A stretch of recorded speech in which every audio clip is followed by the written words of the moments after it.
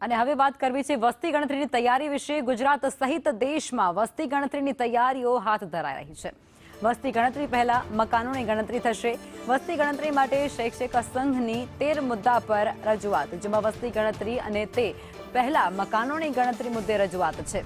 વસ્તી ગણતરીમાં અન્ય સરકારી કેડરનો સમાવેશ કરવાની પણ ખાસ રજૂઆત તેમના દ્વારા કરાઈ છે।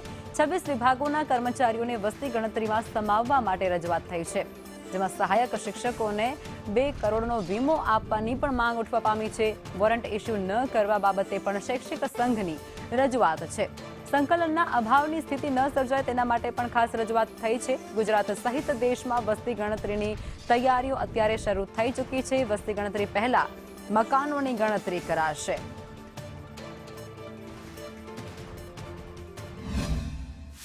એસઆઈઆરની કામગીરી બાદ હવે શિક્ષકોને વસ્તી ગણતરી અને મકાન ગણતરીની કામગીરી પણ આપવાનો નિર્ણય કરવામાં આવ્યો છે અને એના માટે કામગીરી શરૂ થઈ છે। ત્યારે શિક્ષક સંઘોએ પણ આ કામગીરીમાં જરૂરી સૂચનો અને માંગણીઓ કરી છે।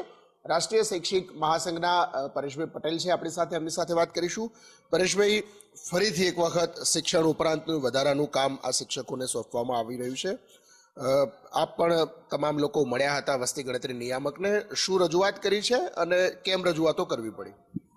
સ્વાભાવિક હિરેનભાઈ, વસ્તી ગણતરી બાબતે જ્યારે સરકાર સાથે વિભાગ સાથે બેઠક કરવામાં આવી ત્યારે સંગઠન એક શિક્ષકોનું યુનિયન લઈને ચાલી રહ્યું છે। 1,20,000થી પણ વધારે સદસ્ય સાથે ચાલી રહ્યું, ત્યારે સ્વાભાવિક છે કે શિક્ષણ અને શિક્ષણની બંનેની ચિંતા કરતું આ સંગઠન છે।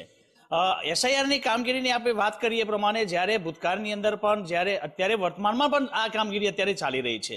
એસઆઈઆરની અંદર જે પ્રકારની તકલીફો પડી છે ત્યારે માનીય હસમુખભાઈ સાથે વાતચીત થઈ અને બિન શૈક્ષણિક કામગીરીને અંદર શિક્ષકોને જોતરવામાં ના આવે આવી પણ એક વિભાગ સાથે આપણે વાત મૂકેલી હતી। પરંતુ એક રાષ્ટ્રીય કામગીરી એટલે કે આપણે સૌ જાણીએ છીએ કે રાષ્ટ્રીય કામગીરી કરવા માટેની અખિલ ભારતીય રાષ્ટ્રીય શૈક્ષિક મહાસંઘ કદાપી ના પાડતું નથી, પરંતુ એની સિસ્ટમ જે છે એ સિસ્ટમની અંદર ક્યાંક અવરોધ બનતા હોય, એટલે માનીએ કે એસઆઈઆરની કામગીરીની અંદર ભૂતકાળમાં બનેલા બનાવો કે મૃત્યુ સુધી પણ શિક્ષકને ધકેલાવવું પડતું હતું।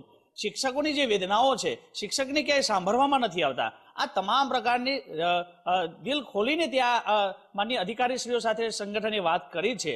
ત્યારે અલગ અલગ પ્રકારના જે મુદ્દાઓ જે મૂકેલા છે એમાં 26 પ્રકારના જે મુદ્દાઓ છે, એ 26 પ્રકારની જે કેડર છે એ કેડરને સાથે લઈ અને એ તમામને સમપ્રમાણમાં વહેંચણી કરી અને વસ્તી ગણતરીની અંદર જોતરવામાં આવે એ પ્રકારનો એક મુદ્દો છે। એસઆઈઆરમાં જે ભૂલો થયેલી હતી એને સુધારવા માટે લગભગ 8 થી 9 જેટલા મુદ્દાઓ વસ્તી ગણતરી નિયામકને આપી અને એમાં ઝડપથી કામગીરી થાય એ પ્રકારની માંગણી કરવામાં